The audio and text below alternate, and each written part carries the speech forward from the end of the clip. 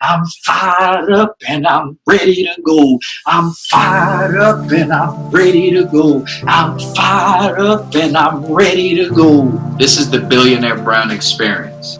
Let's go. All right, so I got to be honest with you. I wanted to bring this to your attention, man. That Godfather movie you asked me to watch. Yeah. Yeah, that's a long-ass movie, bro.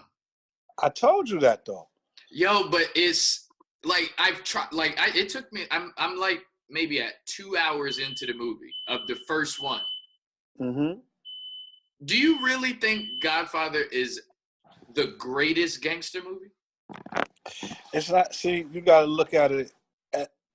I'm trying to figure out if it's worth me pushing to, like, I'm trying to get through it just because you said that I need to watch it. But my thing is this: what did you get out of it? The 2 hours that you watched. Oh, okay. All right, so I got respect. Let me explain something to you, right?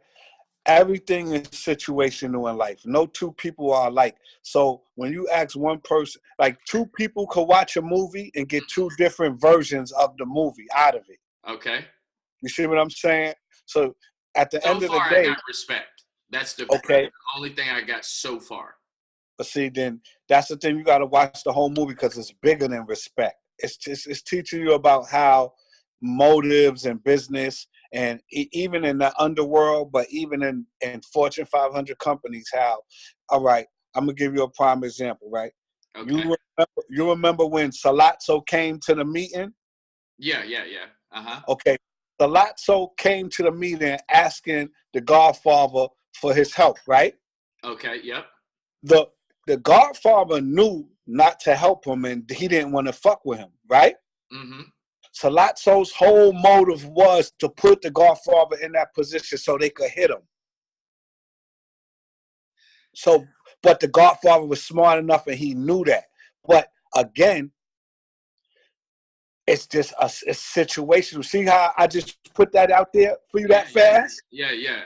See, so but what it teaches you is to be mindful of all money ain't good money. Yeah.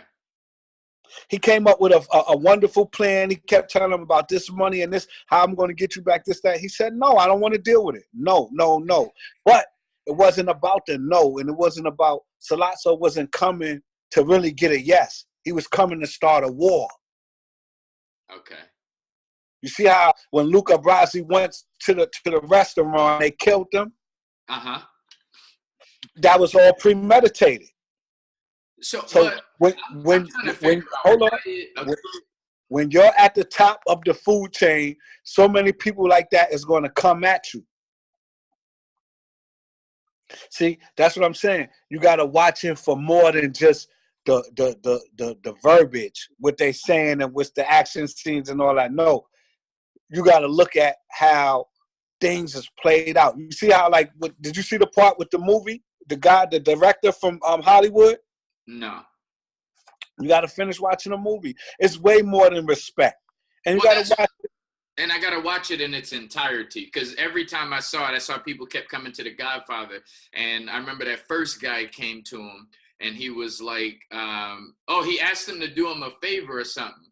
And then he was like, no, I can't do it because I told you. It was something about friendship and things of that nature, right? Like, all right, I'm going to give you another example. He's saying, we friends, right? You don't invite me to your kids' parties. You don't invite me to come over to eat. But as soon as you have a problem, we friends and you need me to solve it for you.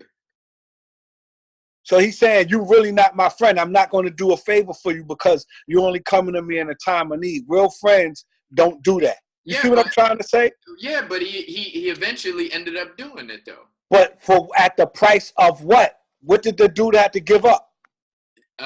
What did he have to do? He had to give. He paid a hefty price. Like, all right, I'm gonna do this for you, but you owe me one.